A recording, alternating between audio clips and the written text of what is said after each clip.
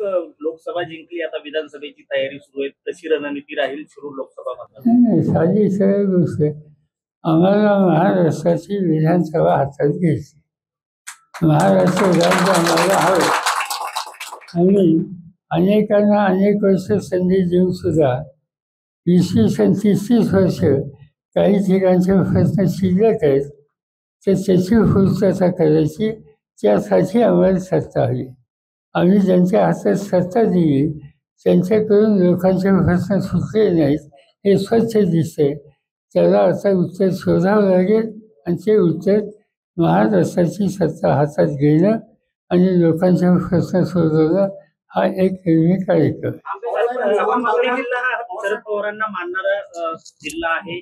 विधानसभेच्या किती जागा लढल्या जातील? असं आहे की आम्ही 3